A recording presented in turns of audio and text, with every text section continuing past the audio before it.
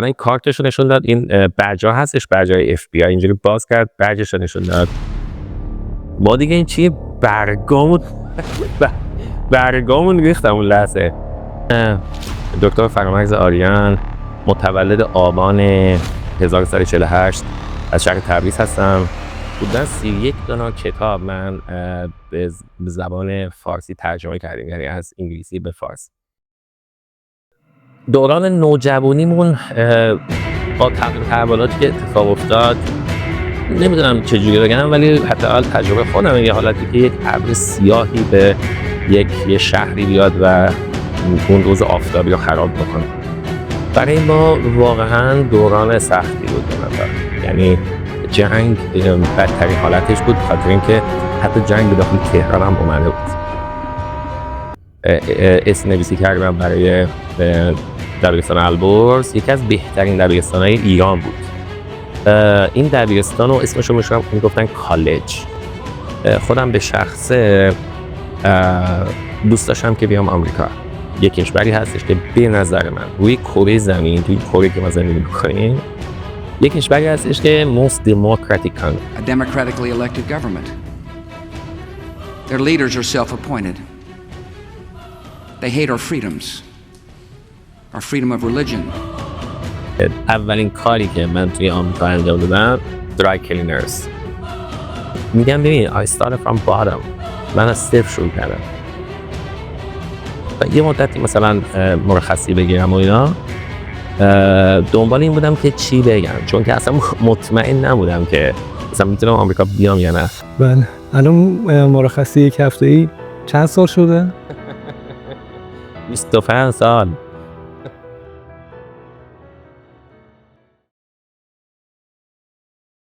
آقای دکتر خیلی خوش آمدید. ممنونم از اینکه دعوت ما رو پذیرفتید. لطف کنید یک صحبت مقدماتی داشته باشید با همراهان این داستان و بعد داستان شما رو با هم دیگه بشنویم. با درود بیکران به تمام ایرانی‌ها در هر جای دنیا که هستن، خدمت شما سلام عرض می‌کنم. خیلی ممنون که این اینترویو رو درست کردید. در خدمت شما باشیم. من دکتر فرامرز آریان، متولد آبان 1348 از شهر تبریز هستم و بزرگشهر تهران. دوران ابتدایی، راهنمایی، دبیرستان و دانشگاهم رو در تهران سپری کردم و یادمه که دوران دبستان در خیابان گیشا، دبستان شاپوریان، و دوران راهنمایی و دبیرستانم رو در دبیرستان البرز فارغ التحصیل شدم و ورودی سال 1370 دانشگاهی دندانپزشکی دانشگاه آزاد تهران سال 1370 هستم و فارغ التحصیل 1376. حالا در خدمتتون هستم. خب آقای دکتر برگردیم به دوران بچگی شما. دوران کودکی به چه شکل سپری شد؟ به هر حال در چه حال و هوایی و در چه شهری؟ دوران کودکی من که تا اونجا که یادمه در شهر تهران بود، چون من دوران دیگه 2-3 سال دیگه یادم نمیاد، ولی از زمانی که یادمه تهران بود و بسیار دوران خوب و شاد، پر از یعنی نشاط بود دیگه. یعنی دوران کودکی ما خیلی خوب بود و من حتی یادمه ما تو خیابان گیشا زندگی می‌کردیم. بعد البته پدر مادرم بعد از اینکه من اومدم آمریکا رفتن زعفرانیه، ولی من تو خیابان گیشا و سعادت آباد اکچولی اونجا دوران نوجوانی‌ام سعادت آباد بودم. ولی یادمه که بچگیام وقتی که تو خیابان گیشا ما راه می‌رفتیم، حتی آمریکایی‌ها اونجا زندگی می‌کردن. یعنی من آمریکایی حتی مثلا داشتیم. من یادمه که پدرم 2 تا خونه داشت اونجا، یه خونه ما رو آمریکایی اجاره کرده بود. دوران خیلی خوبی بود، یعنی دوران کودکی، یعنی وحشتناک خوب بود.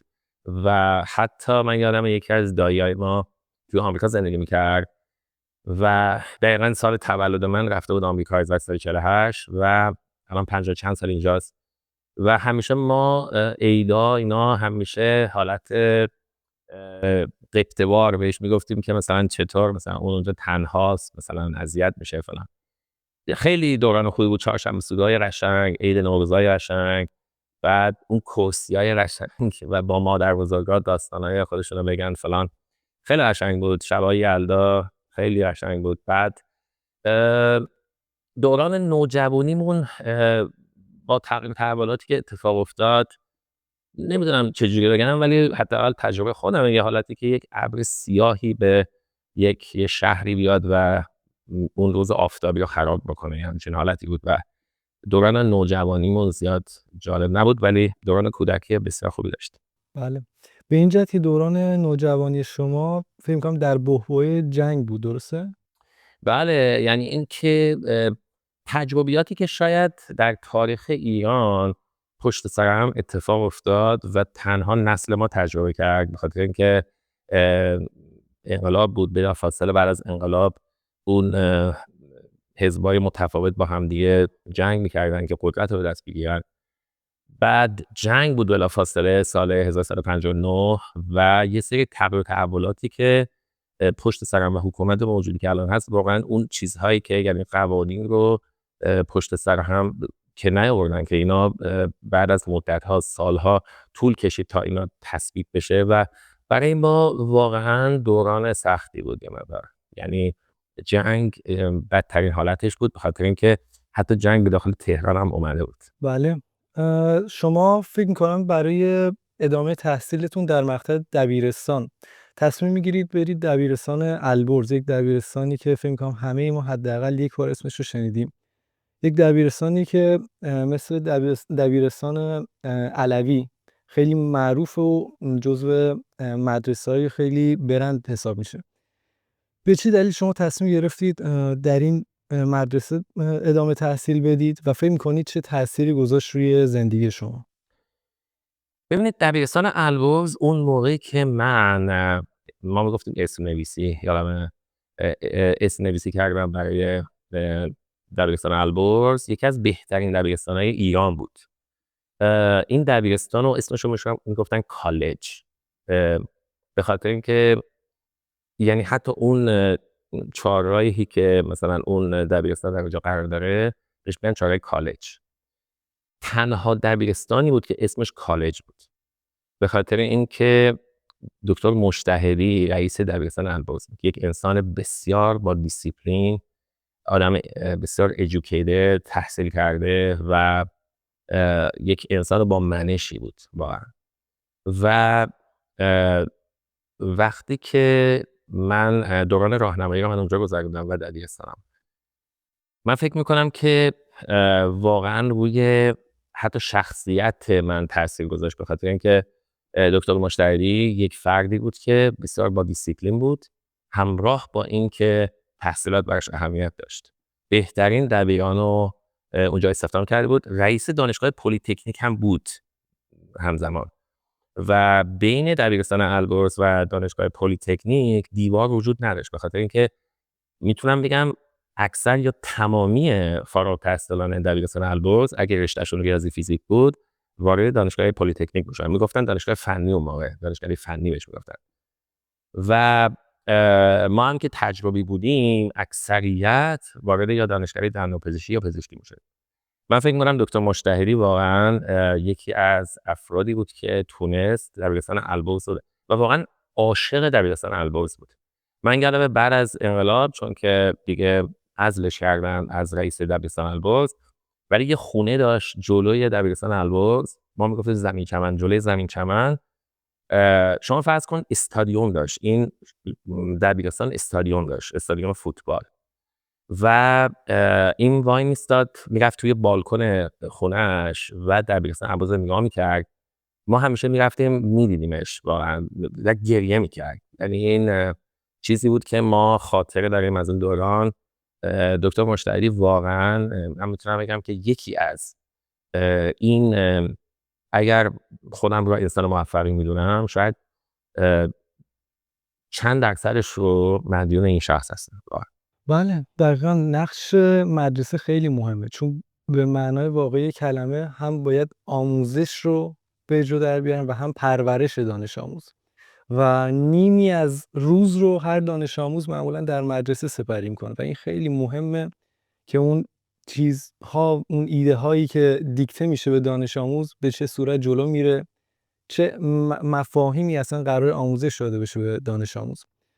و اینم قطعا بله، نقش معلم، حالا مدیر، تک به تک فکر می‌کنم تاثیرگذاره و من خودم هم کاملا فکر می‌کنم از کلاس اول ابتدایی به خاطر دارم تا سال آخر که حالا البته ما سال آخرمون خورد به کووید و آنلاین بود.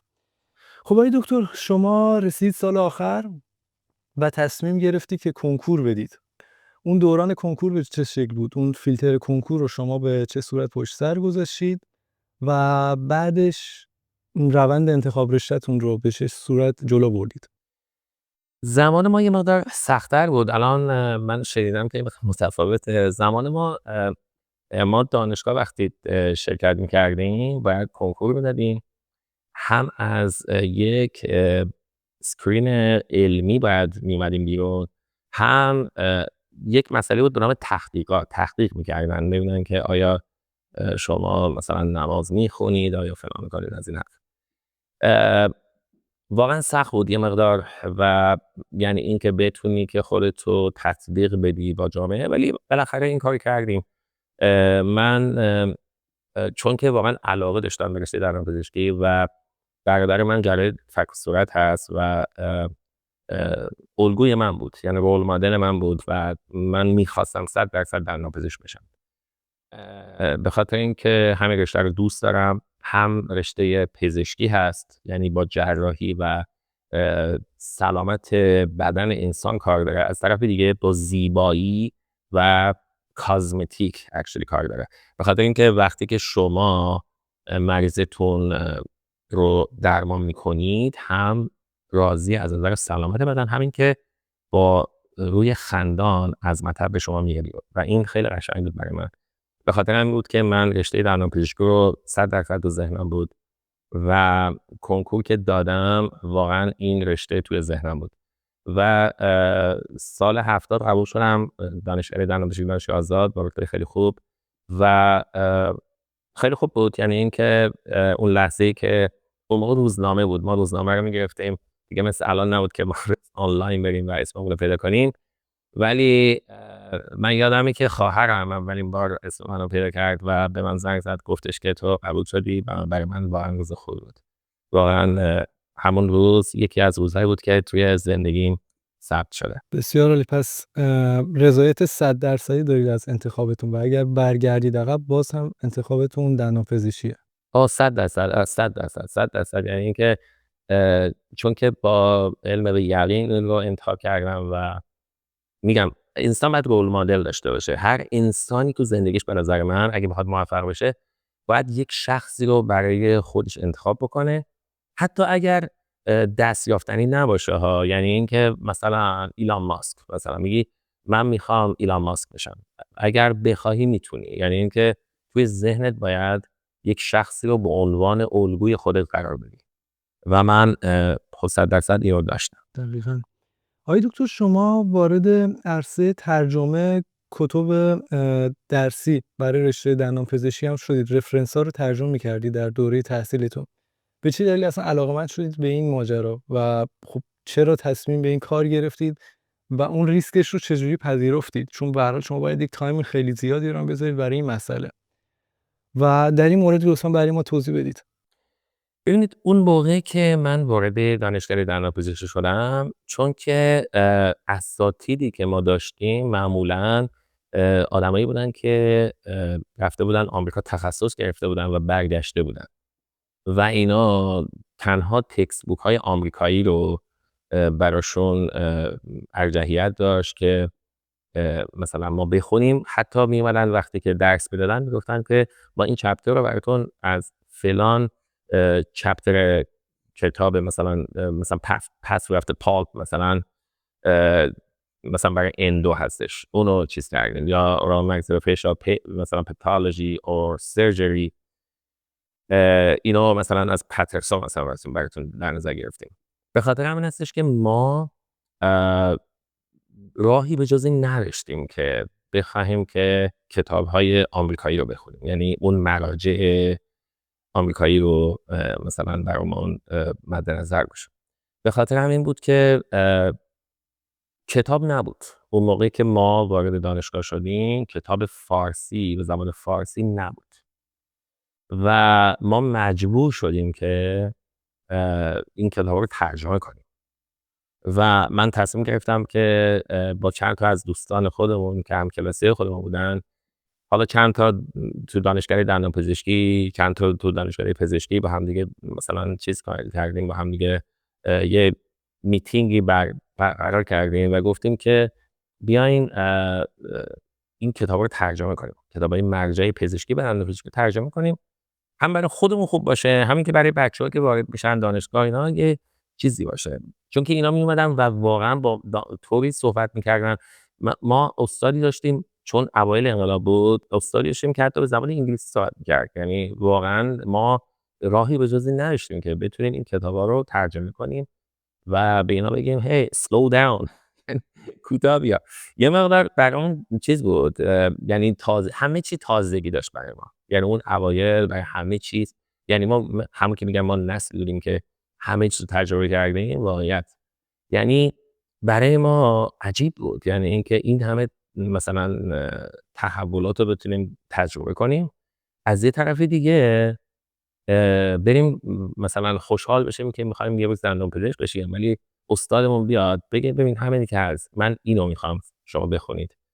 و برای ما سخت بود واقعا و ما اومدیم دست به دست هم دادیم، کتابای دندانپزشکی و پزشکی رو ترجمه کردیم و میدونی که ایرانی‌ها بچه‌های باهوشی هستن و دست به دست هم دادیم و تونستیم که حدوداً 31 تا کتاب من به زبان فارسی ترجمه کردیم، یعنی از انگلیسی به فارسی و بیشترشون کتابای مرجع پزشکی و دندانپزشکی بود و سوالات علوم پایه، تستای دندانپزشکی چجوری میتونی بیای آمریکا مثلا، اونا رو هم حتی ترجمه کردیم و جالب بود. یعنی اینکه هم برای من هم برای اینکه اون موقع که من ایران بودم واقعا با استقبال خیلی شدیدی روبرو شد و بچه‌ها خیلی خوششون اومد، یعنی دانشجوها، و یک تحول جدیدی رو ایجاد کردیم و اگر من ایران میموندم شاید میتونستم که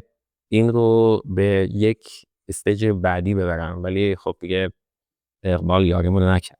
بله. آقای دکتر شما این فعالیت ترجمه رو به عنوان کار دانشجویی جلو می‌بردید یا نه صرفاً به خاطر اون عشق و علاقتون به این ماجرا بود که رفرنس‌های جدید رو بخونید و حالا با توجه اون دانش زبانی که دارید به زبان فارسی در اختیار دیگران بذارید؟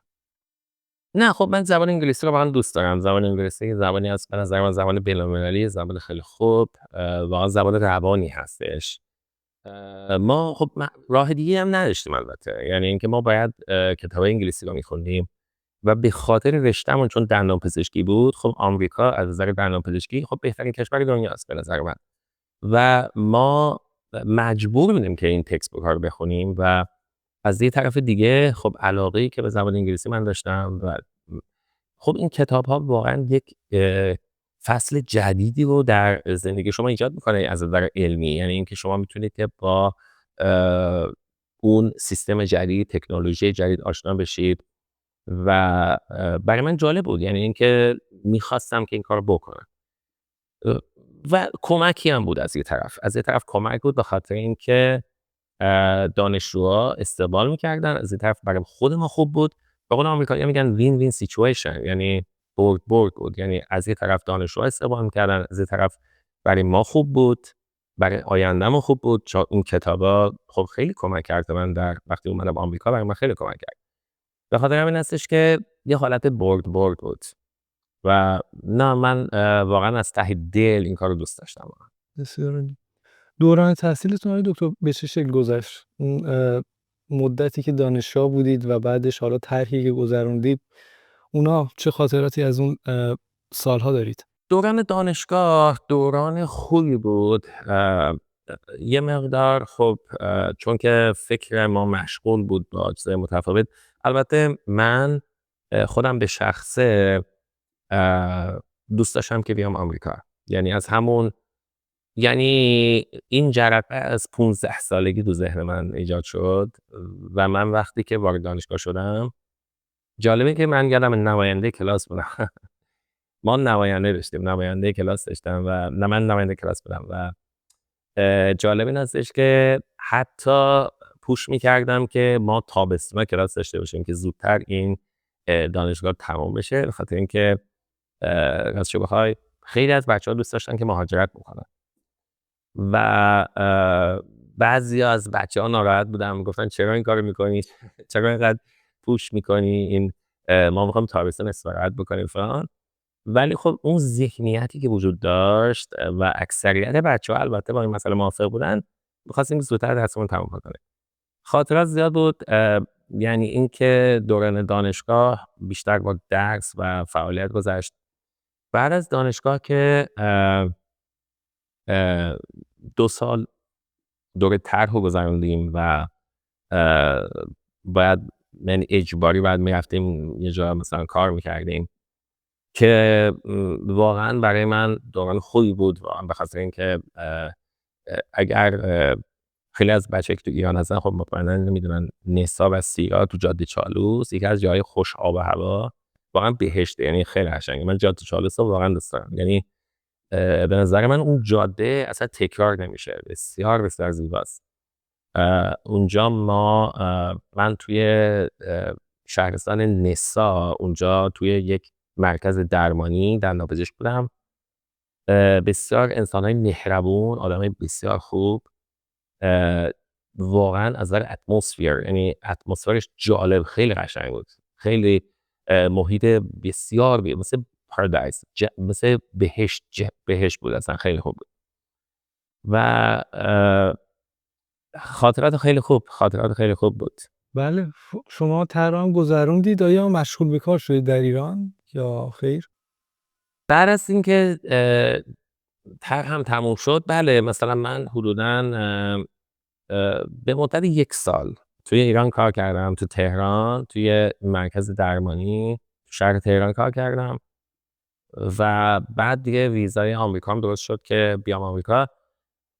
جالبه که وقتی که اون روزی که یادمه، اون روزی که من ویزامو گرفته بودم و باید به اون رئیس درمانگاه میگفتم که من باید برم، مثلا فرض کنید یه مدتی مثلا مرخصی بگیرم و اینا، دنبال این بودم که چی بگم، چون که اصلا مطمئن نبودم که مثلا میتونم آمریکا بیام یا نه. یه شرایط متفاوتی حاکم بود، به خاطر همین هستش که من تصمیم گرفتم که اینا بگم که من یه مرخصی میگیرم و 1 هفته و برمیگردم. وقتی که دیگه پروازم قطعی شد و اومدم آمریکا، بعد از اینکه اومدم آمریکا به اینا زنگ زدم و گفتم که من دیگه نمیتونم. یکی از دوستام که میخواست اونجا کار بکنه، اونا معرفی کردم که جایگزین من بشه که بتونه از مریضام تیک کنه، اونا رو یعنی کارشون تمام بکنه. ولی برام خیلی عجیب بود، یعنی یه موضوعی بود که نمیتونستم با این مسئله کاملا هندلش بکنم، یه جوری تیک کنم. به خاطر همین بود که یعنی بهشون گفتم که من برای 1 هفته مرخصی میخوام. بله، الان مرخصی 1 هفته‌ای چند سال شده؟ 25 سال. بله. آقای دکتر، چه عواملی باعث شد شما اصلا تصمیم مهاجرت بگیرید؟ حالا یه بخشیشو گفتید که علاقه شدید به آمریکا بوده، بخش دیگرش به چه دلیل بود؟ ببینید بچه‌هایی که خب ما تولد سال 1348 هستم، ببینید ما یه مقدار متفاوت بود، شرایط خیلی شرایط سختی بود. ببینید فرض کنید که دوران بچگیتون یه دوران بسیار بسیار پر از نشاط، مهربونی، پر از عطوفت باشه، همه چی خوب، یعنی ما فکر می‌کردیم که توی بهشت زندگی می‌کنیم.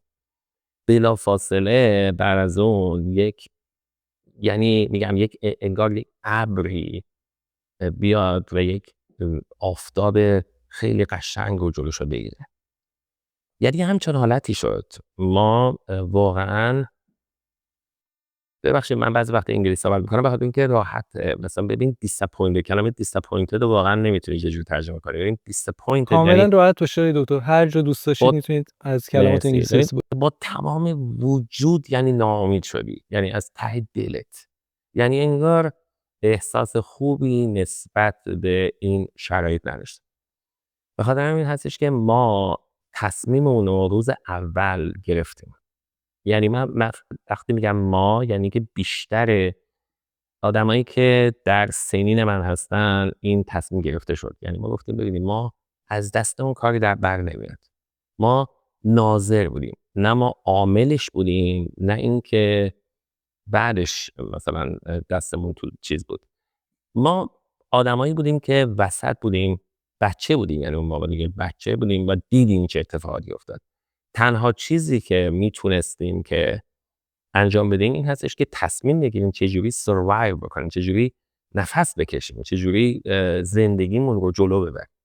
و این تنها کارش این بود که بتونیم که تصمیم برای خودمون بگیریم.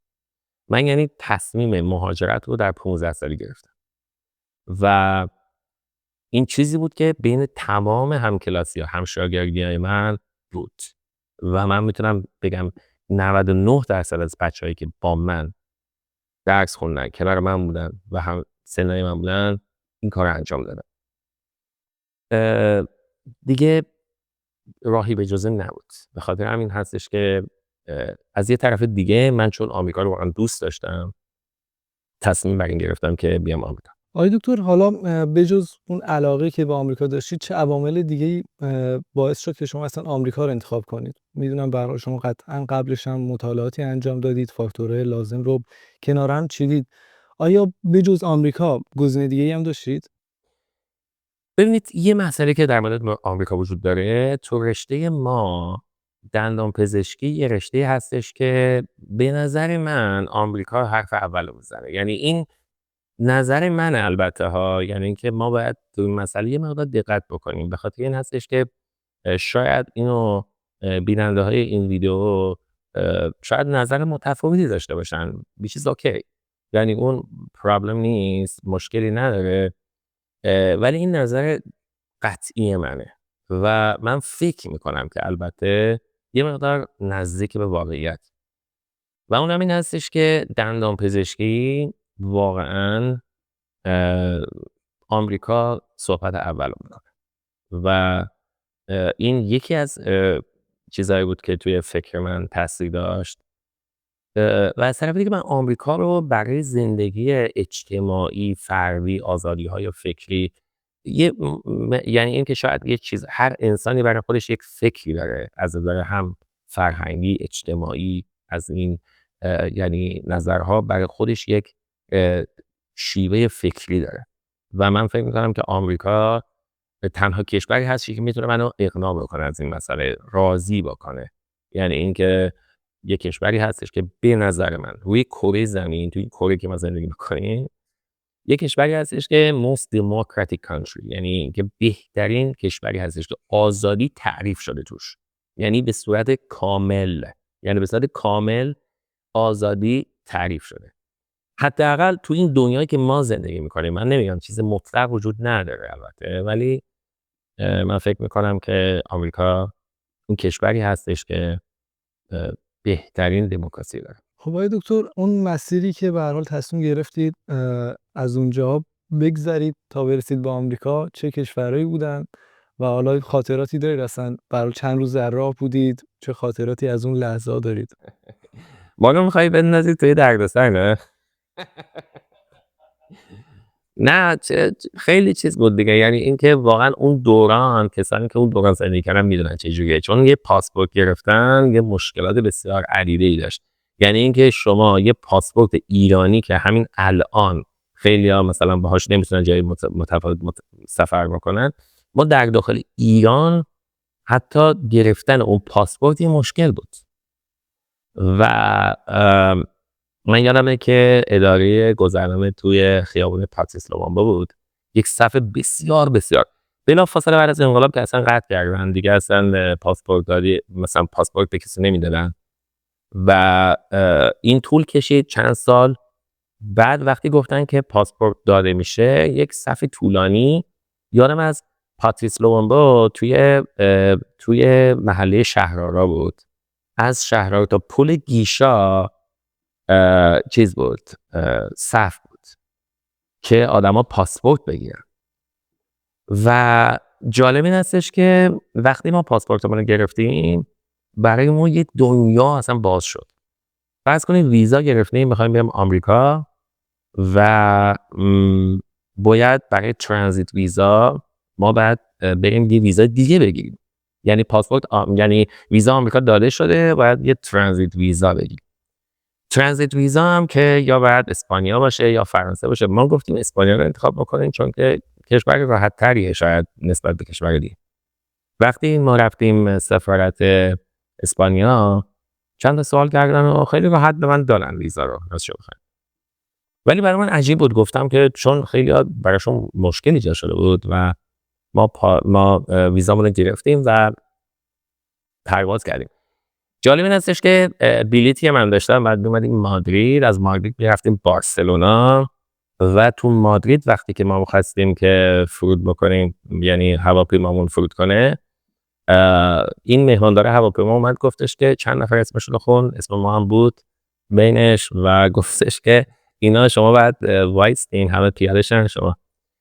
بعد وقتی که ما پیاده شدیم به ما گفتن که چند نفر قبل از شما مثلا چند روز قبل مثلا پرواز پناهندگی کردن توی همین فرودگاه. اینا میمونن فرودگاه مادرید، از مادرید میرفتن، یعنی از فرودگاه مادرید میرفتن بیرون شهر و نمیدونم چه جوری بود که اجازه ندادم من از فرودگاه بریم بیرون. به هر حال یعنی نمیدونم شرایط چه جوری بود، اینا آیا بیرون فرودگاه باید پرواز پناهندگی بکنن داخل یا هر چی. پاسپورت‌ها رو از ما گرفتن، گفتن شما باید اینا رو بدیم به ما که ما مثلا مطمئن باشیم که شما اینجا پرواز پناهندگی نمی‌کنید. ما هم دادیم پاسپورتمون رو دیگه، گردن اون از موی چیز نازک بود دیگه. به هر حال دیگه این کار رو انجام دادیم و اومدیم و من بودم و 2 تا بچه دیگه بود. خیلی اونا از حالت عصبی، من حالت راحتی داشتم چون میگفتم خب شما چیکار میخواید میکنید با ما؟ گفتن که ما پاسپورتتون رو میگیریم تا اینکه پرواز بعدیتون رو ما باید اینجا باشیم با ما و ما شما رو اسکورت بکنیم برای پرواز بعدی. گفتم اوکی. ولی این 2 تا بچه ایرانی که با من بودن یعنی حالت عصبی داشتن و اینا. این آدمی که مثلا همون مأمور مهاجرتی که اونجا بود مثلا براش جالب بود چرا من راحتم. گفت تو چون مثلا مشکلی نداری با این مسئله؟ گفتم باید شما من میخوام برم آمریکا، من از من گست که به من اجازه بدید من برم آمریکا، من هیچ مشکلی ندارم. بعد این یه مقدار عصبی شد و اینا، گفتش که اوکی پس حالا من تو رو میبرم یه جای دیگه که بفهمی اینا اسپانیا از آمریکا بهتره اینجوری اونجوری. گفتم من هر چی شما بگی قبول میکنیم، ما فقط بذاریم ما به آمریکا، ما هیچ چیز دیگه از شما نمیخوایم. که حالا خوشبختانه اینجوری شد چون که من یه مقدار میترسیدم که شاید این مشکل پیدا بشه که ما رو برگردونن. اون موقع شرایط خیلی بد بود چون که ایرانی‌ها رو واقعاً یک مشکل و معضل میدونستن. البته نمیدونم هنوز ادامه داره ولی موقعی ما شاید سخت. نه خوشبختانه الان شرایط حالا بهتر شده. همین اسپانیایی که برای یک ترانزیت انقدر شما رو اذیت کردن ما دیگه داریم حالا درس میخونیم و زندگی میکنیم. الان فکر کنم شرایط دیگه هم استیبل تر شد. خب آقای دکتر شما با هر سختی که بود به هر حال رسید به خاک آمریکا. چه حسی داشتید؟ اون لحظه‌ای که پاسپورت شما رو آفیسر داد دستتون و گفت خوش آمدید به ایالات متحده آمریکا، چه احساسی داشتید؟ ببینید میگم هر کسی یک فکر متفاوتی داره نسبت به مهاجرت، ولی من راستشو بخواید اون چیزی که از آمریکا برای من یعنی برای خودم پیش بینی کرده بودم راستشو بخواید با 100% شرایط تحویل گرفتم. یعنی من واقعا آمریکا رو واقعا دوست داشتم و وقتی وارد آمریکا شدم حس کردم که تمام اون چیزایی که فکر می‌کردم در این کشور وجود داره. یعنی من فکر میکنم که واقعا بهترین کشور دنیاست. ببینید البته میخوام بگم اون موقعی که من اومدم ایران شرایطش متفاوت بود. مثلا الان من میبینم که مثلا اینستاگرام یا سوشال میدیا رو نگاه میکنم میبینم که واقعا متفاوته. الان ایران خب فرق کرده. میگم یعنی بیننده‌های این ویدیو من دوست ندارم که مثلا فکر کنن که من دارم در مورد همه صحبت میکنم. من در مورد خودم صحبت میکنم. ببینید اون موقعی که اون جبری که ما از ایران اومدیم بیرون خیلی متفاوت بود. یعنی اینکه حتی نحوه اوردر دادن غذا، چه جوری تو خیابان راه بری، چه جوری فلان، یعنی واقعا متفاوت بود. یعنی من واقعا آمریکا رو خوشم اومد. یعنی همه چیز خوب بود، انسان ها مهربون بودن. ببینید یه چیزی رو که برای من خیلی جالب بود مهربون بودن انسان ها بود. ما تو ایران مثلا اون موقعی که حداقل من زندگی می‌کردم و اگه یک نفر نگاه بکنی میگفتن زل زدن، زل زدی به من. چرا زل زدی به یه آدم نگاه بکنی ناراحت میشه. ولی تو آمریکا اگه شما به یکی نگاه بکنی میخنده، بهت میخنده، علامت مثلا موفقیت رو نشون میده، میگه مثلا هی واسا مثلا فلان، یا با دوستی رو مثلا شروع میکنه. ولی توی متفاوت بود اصلا. یعنی برای من خیلی جالب بود و فکر میکنم که تا این لحظه هم حتی پشیمون نشدم از این مهاجرتم و فکر میکنم که بهترین کشور دنیاست. آقای دکتر چطور با این تفاوت‌های فرهنگی کنار اومدید؟ و آیا این بزرگترین چالشی بود که در اون ابتدای مهاجرتتون باش روبرو شدید؟ یعنی وقتی وارد آمریکا شدم احساس کردم که همه چیز فرق میکنه و چون که از قبل این پلن رو داشتم تو ذهنم، این بود که من باید مهاجرت بکنم و این چیزی هستش که خودم من انتخاب کردم. به خاطر همین هستش که تصمیم گرفتم که با تمام حتی مشکلاتش کنار بیام. خب خیلی چیزا برای من جالب بود، خوب بود، ولی چیزای دیگه‌ش هم حتی یعنی مشکلاتش هم گفتم خب قبول میکنم. ببینید من واقعا درسته که دندان پزشک اومدم آمریکا و واقعا اونجا شرایط خیلی به هر حال آقای دکتر و فلان و این صحبت‌ها، یه دفعه برای آمریکا اینا نبود، ولی هنوز راضی بودم. چرا؟ چون که آمریکا اون سیستمش، اون هیپیگریش، یعنی اون من خوشم میاد به خاطر اینکه همه چی اینا میگن down to earth، یعنی سر پایینه.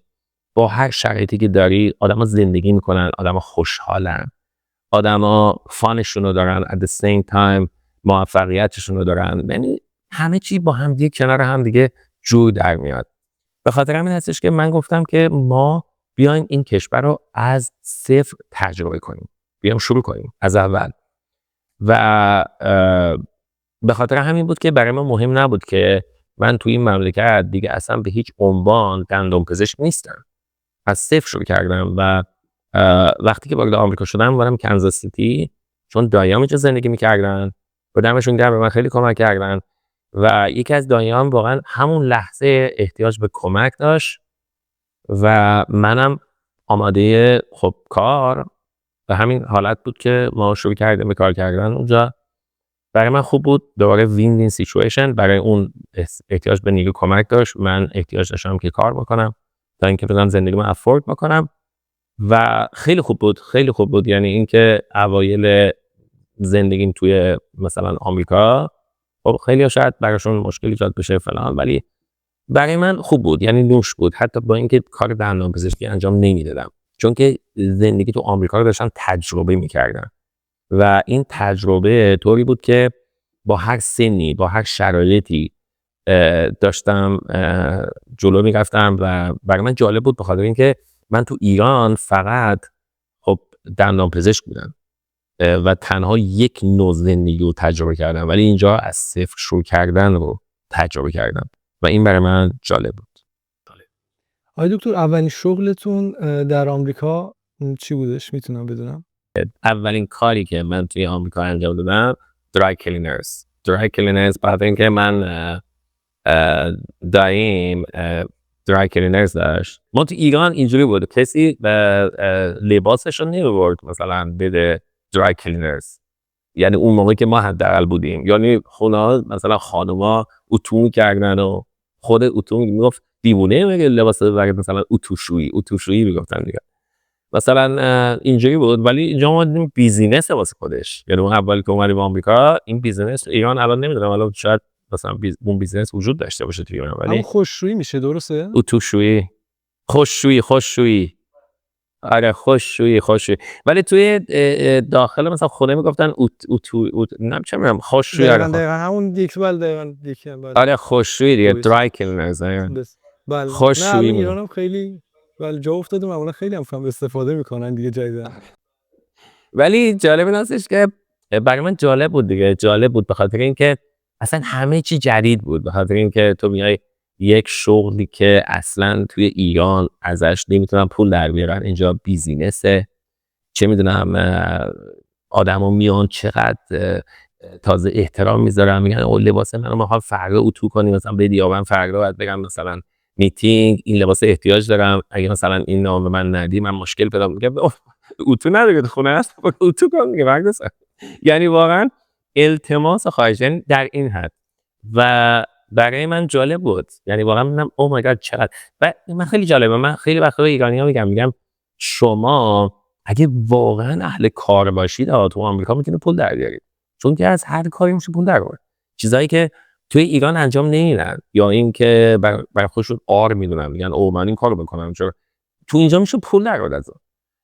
به خاطر همین هستش که آره اولین کار من اون بود و میگم دم دایم گرم. واقعا ما رفتیم اونجا شروع به کار کردیم و من هیچ ناراحتم نبودم. یعنی اینکه مثل یک کارمندش منو میدید، مثلا وقتی که با من مثلا در داخل کار، یعنی اون محوطه کار بودم و وقتی که میرفتیم خونهش، مثلا من بچه خواهرش بودم. من یه شانسی که آوردم این بود که من خب دایم گفت خونه من زندگی کن و بیا مثلا اونجا کار کن، ولی خب مثلا من از مثلا اون حقوقت کم میکنم فلان، ولی برای من کار کرد. خیلی عالی بود، خیلی یعنی خوب شروع شد. بله. آقای دکتر بعد شما شغل دیگری رو هم بعدش شروع کردید درسته؟ آره به خاطر اینکه بتونم که برای پذیرشم، یعنی اون چون که من شروع کردم درس خوندن و بخوام که یعنی اون شرایط زندگیمو بهتر بکنم، از یه طرف دیگه اپلای کرده بودم برای گرین کارتم و احتیاج به پول داشتم، شغل دوم احتیاج داشتم. به خاطر همین بود که من توی یه پمپ بنزین شروع کار کردم. اونم یکی از دوستای پسر خالم بود که توی سن خوزه زندگی میکنه و اونم خوب بود. یعنی اینکه و واقعا صاحب اون پمپ بنزین بچه خیلی خوبی بود. یعنی زمانی قبل از انقلاب آمریکا اومده بود و زندگی خیلی موفقی داشت. شاید حدوداً 5-6 تا گس استیشن داشت، پمپ بنزین، و خیلی شرایط خوبی داشت. خیلی می‌خواست منو کمک بکنه، واقعا دمش گرم. به خاطر همین بود که اونجا هم من شروع کار کردم و اونم دوران خوبی بود. یعنی اینکه صبح اینجا کار می‌کردم، شب اونجا، که بتونم یه پولی سیو بکنم که بتونم برای شرایط زندگیمو مثلا بهتر بکنم. آقای دکتر با این افکار منفی چطور کنار اومدید؟ به هر حال شما یک دندانپزشک بودید. یعنی یک دکترا داشتید در ایران و قطعاً پیشنهادات کاری زیادی هم مخصوصاً در اون بازه زمانی که شما فارغ التحصیل شدید، خب کمبود پزشک و دندانپزشک وجود داشته. خب شما با یک جایگاه اجتماعی بالا چطور اینو پذیرفتید که در گس استیشن مثلا بخواید کار کنید، در خوشرویی بخواید کار کنید؟ با این افکار چطور کنار اومدید؟ ببینید من تصمیممو گرفته بودم. تصمیم من بر این بود که در آمریکا زندگی بکنم و در آمریکا دندانپزشک بشم. یعنی این مسئله مهمه. یعنی اینکه اون اینجا دیگه برمیگردی به خودت. یعنی اینکه باید حس بکنه که چی میخوای از دنیا. ببینید آدم باید با خودش مسئله‌شو حل کنه. یعنی اینکه من با خودم این تصمیم قرار گذاشته بودم که من میخوام آمریکا زندگی کنم و اینجا دندانپزشک بشم و موفق بشم. یعنی اینها پشت سر هم میاد. یعنی اینجوری نیستش که بخوای که اینا رو به خودت القا بکنی. ببینید این اولین شرط موفقیت به نظر من. به خاطر همین هستش که من اینها رو به جان و دل پذیرفتم. یعنی اینکه گفتم is okay، این شرایطی هستش که من توش هستم و واقعا خاطر بدی هم ندارم راستش بخوای. یعنی اینکه اون دوران رو با نوش تعریف میکنم، یعنی اینکه من کاملا هیچ مشکلی باش ندارم، بخاطر اینکه اونها باعث شدن که من موفق شدم. من الان من یه مدت مثلا 2 تا دنتال آفیس داشتم، حدودا 15-20 نفر برای من کار میکرد. الان یه دونه دنتال آفیس دارم، حدودا 6-7 نفر برای من کار میکنن و حقوقی که من بهشون میدم خیلی بیشتر از اون حقوقی هستش که من اون موقع میگرفتم. من بعضی وقتا اینا مشکل مالی پیدا میکنم بهشون میگم ببین بشین باجت کن، مثلا اینقدر الان مثلا اینا میگن مثلا what are you talking about, you have no idea مثلا what my situation is، مثلا تو نمیدونی من مشکلم چیه، تو یه دکتری. میگم ببین من دوران تو رو بدتر از تو سپری کردم. باور نمیکنن، میگن نه از همچین چیزی. تو آمریکا مسئله است وقتی تو رو دکتر ببینن و یه ماشین خوب میگیرن و فلان میگن اصلا مشکل، ولی میگم ببین I started from bottom، من از صفر شروع کردم. و این رو واقعا خیلی جالب هستش که اینا هم حتی باور نمیکنن، ولی این چیزی هستش که من تجربه کردم. یعنی واقعا از صفر شروع کردم و یعنی طوری هستش که من فکر میکنم آمریکا رو از ایران بیشتر میشناسم، به خاطر اینکه اینجا از صفر شروع کردم، ولی ایران میگم تنها دندانپزشک بودم، ولی با جان و دل قبول کردم، به خاطر اینکه من فکر میکنم که باید آدم با خودش مسئله‌اش حل کنه. درسته. آقای دکتر 11 سپتامبر سال 2001 خب شما در آمریکا حضور داشتید و برای خارجی‌ها، برای مهاجرا خیلی مشکلات مختلفی به وجود اومد. شما چه خاطری از اون زمان دارید؟ بله واقعا این مسئله تونست که واقعا زندگی ما رو تحت تاثیر قرار بده. فرض کنیم که ما وارد آمریکا شدیم و برای گرین کارت اپلای کردیم. هر ایرانی که هر جای دنیا میره خب اولین شرط موفقیتش این هستش که بتونه اقامت دائم اون کشور رو بگیره. و شما فرض کنید ما اقامت دائم اپلای کردیم و چند ماه بعد از مثلا وارد شدن آمریکا این اتفاق افتاده، سپتامبر 11. این فکری که در ذهن آمریکایی‌ها بود این بود که مسلمان‌ها بر علیه مسیحی‌ها مثلا چه میدونم شورش شروع کردن، جنگ شروع کردن. و رئیس جمهور اون موقع آمریکا هم جورج بوش بود و این کلمه از دهنش در رفت، مثلا یعنی جمله رو گفت این جنگ بین اسلام و مسیحیت. however که بعداً اومد و مسئله رو تصحیح کرد، ولی این اونقدر پرابلم ایجاد کرد که حتی آمریکایی‌های عادی، یعنی آدمای شهروند آمریکایی حدوداً شاید نزدیک به 100 خورده‌ای اون هندیای سیک هستن اونا رو کشتن، به خاطر اینکه اونا شباهت به فقط مسلمونا داشتن. بدبختا اونا هیچ گونه از اسلام هیچ گونه مثلا شناختی ندارن، حتی بعضیشون ضد اسلامن ولی کشتنشون.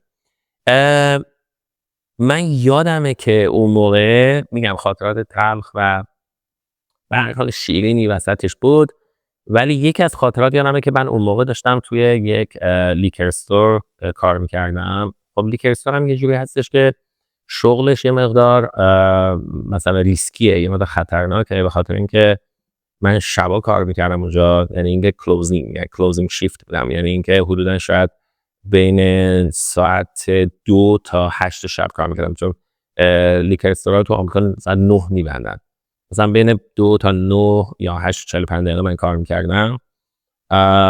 یادمه که یک ماشینی میومد توی پارکینگ به قول معروف سنتر ما وای میستاد، اون پارکینگ لاتمون، و حرکت نمیکرد، یعنی اونجا وای میستاد جلوی این لیکر استور و حرکت نمیکرد. برای من هم از یه طرف برای من یه مقدار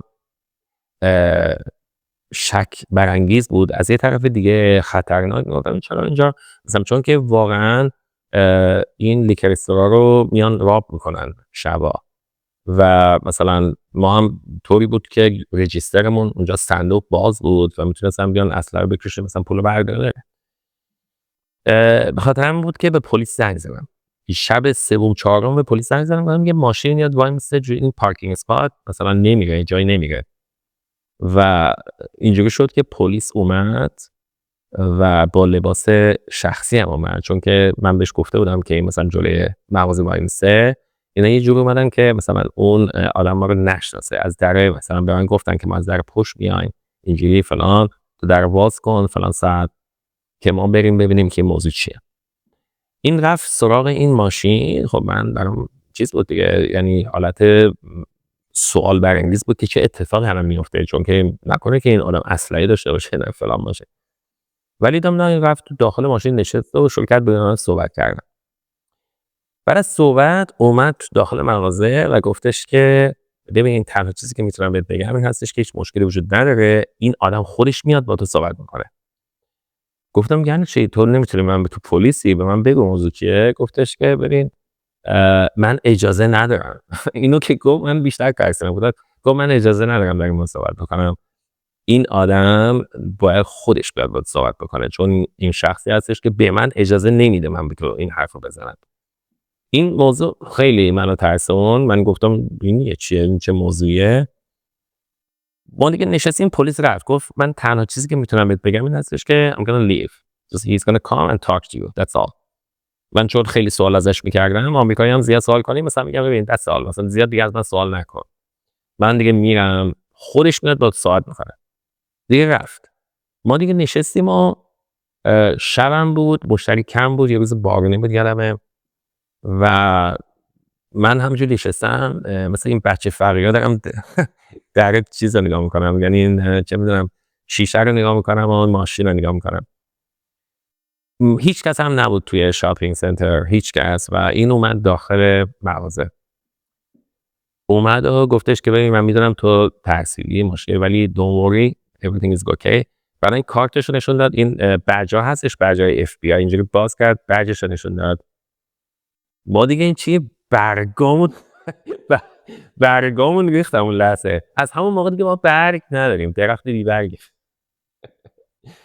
دیگه اتفاقی که افتاد این هستش که گفتش که من از طرف FBI هستم، چون جدیداً مسلمونا رو اینا رو آدمای مثلا همین شهروندای آمریکایی میکشن و مشکل براشون ایجاد میکنه، ما میخوایم که پروتکت بکنه، هیچ مشکلی پیش نیاد. بعد برای من سوال پیش اومد، گفتم ببین ما برای چی آخه برای من این کارو میکنید؟ گفت نه من این بیزنس رو میدونیم، بیزنس رو میشناسین، دایی تو میدونیم کی اومده، تو کی اومدی، چی هستی، از کجا اومدی، همه اینا رو ما میدونیم. یعنی ببین چیزایی از زندگی من میدونه شاید خود من نمیدونم، یعنی واقعیت ها. یعنی اینجا به این اون قدرت واقعا تکنولوژی و قدرت یا واقعا power of America، یعنی میتونی پی ببری. واقعا اینجا یک گنجشک بخواد پر بزنه از نظر امنیتی اینا اطلاع دارم واقعیت. و این اتفاقا برای منی که آمریکا رو دوست دارم، من اینو کاملا باش اوکی ام. خیلی‌ها با این مسئله مشکل دارن، میگن آمریکا اینجوری اونجوری فلان. نه، من اتفاقا خوشم میاد، بخاطر اینکه آمریکا کشوری است برای اون انسانی که درست بخواد زندگی بکنه براش امنیت ایجاد میکنه. و من همینقدر برام بسته. یعنی من با مشکلات چه میدونم خیلی انسان هستن میخوان کل دنیا رو درست بکنن، اصلا is not even practical, is not even possible. به خاطر همین هستش که من برای من خیلی خاطر خوبی بود یعنی این بود که از یه طرف ترسیدم ولی از یه طرف واقعا حس کردم کجا دارم زندگی میکنم. کشوری اومدم که هنوز اقامت آمریکا رو نداشتم، یعنی منتظر بودم تا اقامت بگیرم. تازه چند ماه اومده بودم آمریکا، یه سال نشده بود. و این کشور نیروی امنیتیش داره اینجوری منو ساپورت میکنه، حتی دروغ هم بگه ولی ایز اوکی. یعنی هنوز اینجا هم هنوز یعنی زندگی من به توسط این انسان خب ساپورت شده و حس کردم که واقعا تو کجا زندگی میکنم. واقعا حس کردم که دقیقاً I'm in the right place.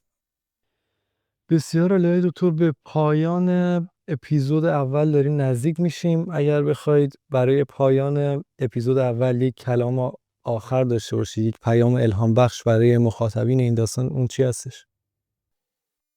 والا فکر میکنم که در مورد قسمت اول ما در رابطه با مهاجرت صحبت کردیم، یعنی اینکه صحبت کردیم که چجوری اصلا فکر و انگیزه انسان ها برای مهاجرت چی هست.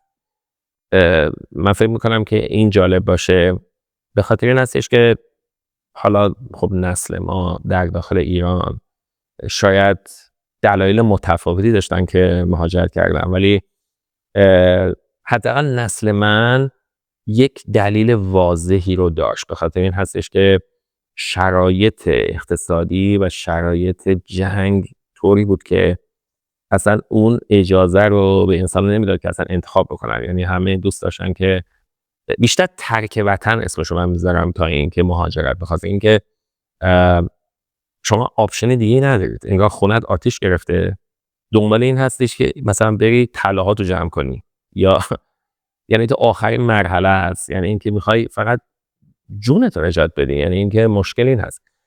به خاطر این هستش که ما تو اون شرایط بودیم. یعنی اینکه نسل من راستش بخواین یا ما مهاجرت کردیم یا در داخل ایران خیلی ها رفتن جنگ و از بین رفتن.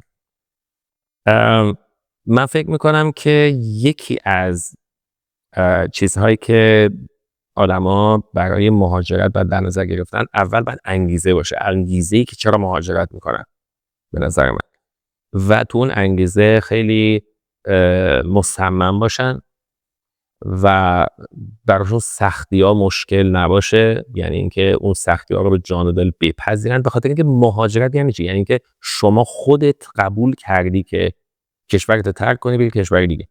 بنابراین شما باید مشکلات رو قبول بکنید.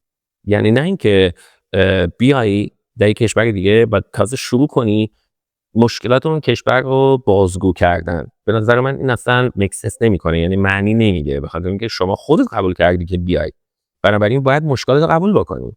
حالا علاوه بر اون کارت 100% مشکل تر میشه از اون شهروند اون مملکت و باید هم بشه، اصلا غیر از این اصلا معنی نمیده. ولی باید مصمم باشی فکرت رو درست بکنی و پلان داشته باشی، تصمیم بگیری که این کار رو انجام بدی، بنابراین موفق باشی. سپاس فراوان از شما آقای دکتر که تجربیات مفید خودتون رو تا این لحظه با ما به اشتراک گذاشتید. ممنونم از شما همراهان این داستان هم که تا این لحظه در کنار ما بودید.